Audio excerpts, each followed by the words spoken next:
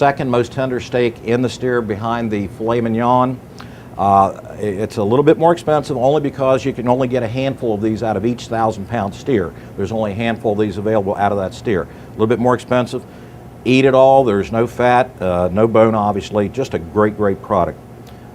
Big craze now on turkey burgers. Everywhere you look, turkey burgers, turkey burgers. These guys are getting $6 for a turkey burger and fries. You can come to Johnny's and buy 5 turkey burgers in a pack for about $1 a piece or less. Actually, they're probably about 90 cents a piece. Great, great product. That's a 5 1/3 ounce portion too. Look how juicy that thing looks. And our old favorite over here, the Black Angus burger. We have these in 4 and 6 ounce. What you see here is a 4 ounce. Again, Angus has been big for a long time. It has a unique flavor. It's just the best burger we have. And we sell probably 2,000 pounds a year of these things. So that's an old favorite. It's always going to be here. We love it. So again, these are some of the new and newer products that we've brought into Johnny's, and we'll constantly be looking for new things for you folks to come in and take a look at, taste, and take home to your family. Good afternoon, everyone. I'd like to talk to you today about our new crab cake. Crab cake made by an international crab company to our specifications. You can only get it at Johnny's, and we're very proud of it. It's a 72% crab cake, and what filling is there just to bind it together is very tasteful. I'm going to start out by just pan frying the crab cake and then show you some other techniques. We don't have to limit ourselves to a crab cake as just a crab cake, and I'll show you what I mean. Now I've heated my pan. I don't want these to stick when I put them in the pan. I'm starting to heat my pan, and after that is got up to a little temperature, doesn't have to be smoking hot or anything, that is when I'll add enough oil to cover the bottom of the pan. And we'll turn that up just like that. Now, crab cakes, if you thaw them out, we can simply take them in our hands, break them apart a little bit, and roll them into nuggets. And we've got a beautiful appetizer. Simple as that.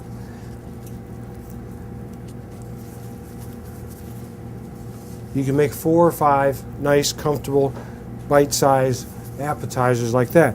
You can treat the appetizers the same way as we're going to the crab cake in terms of pan frying. These deep fry a little better if you choose to, and they do perfectly, roasting them off at about 400 degrees. And they just make real nice appetizers. They do not hold well, so try and plan to have them staged on pans, cook them close to service, you'll be fine. Now, we can also use the thawed crab cake as a filling for fish. And we can take our fish fillet and cut it down the center, not end to end, but down the center, pooch it up a little bit, and set it right over our crab cake filling. Just like that. We might shape it a little bit, and we set that cut fillet right over the crab. But I'm going to show you another technique with fish and filling. So I think my oil's up to speed, and I can tell that because it's shimmering. So I'm going to gently put it in the pan. Yes, I get a good volatile reaction. I'm happy about that. It means the oil's just right. If you don't get a volatile reaction when you put it in the oil's not ready. Get it right back out and just wait a few minutes. There we go. Now I've got options here to just brown them on either side, take 2 or 3 minutes aside, or brown them and turn the heat down, pour the oil off, and finish them in the pan. Or I could just wrap my handle with foil and put it in about a 375 to 400 degree oven and finish them for about 5 minutes. So while that is going, let's take we've got a nice, beautiful, natural haddock fillet, and I have blotted that with paper towels because we don't need any more. The fish is loaded with moisture. We don't need any excess moisture. And then I want to make a nice even texture out of it, so we're gonna make a pinwheel. So I'm gonna cut some of the surface of the fish away.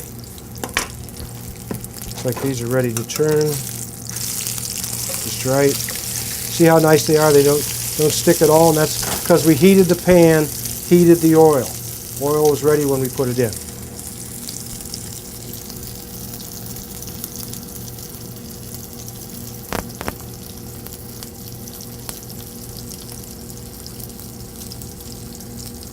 And you can save the trim for another meal. There we go. And to make this even, we're going to cut it in a nice alignment here.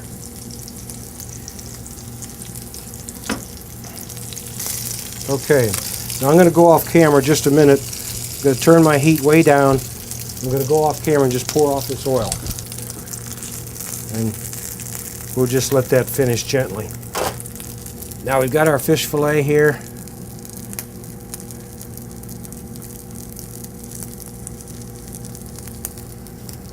Just trim it up, see how it's nice and even.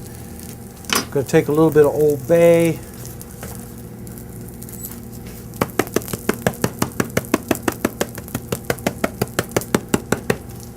And we've got that thawed crab cake.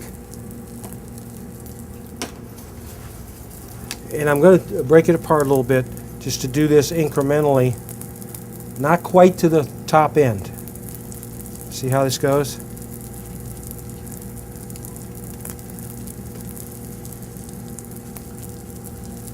One of our crab cakes does a nice job of filling one nice size fish fillet. Haddock, cod, flounder if you can find it that long, orange roughy, any nice white fish.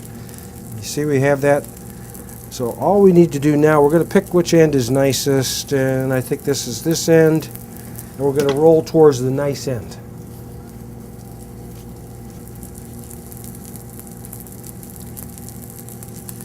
Okay, and then we've got a nice fish pinwheel here. However,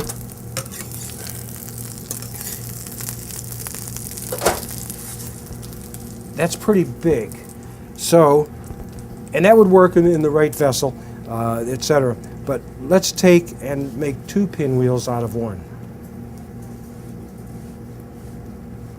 Just try and cut them out in half. Then we'll take a baking ramekin, like this.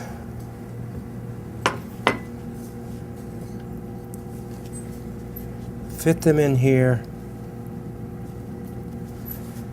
Makes a real nice dish. This will go in a 400-degree oven for probably 15 minutes, and it'll come out real nice. Might top that with just a little bit of butter and a little bit more of Old Bay. Now, while that's baking, you may want to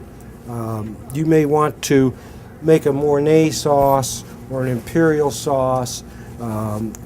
Things on that, any white sauce of that nature, and just nap it gently. So this would go in the oven and come out looking like this. So we've taken our crab cake, and this would be ready for a roll or the plate right here.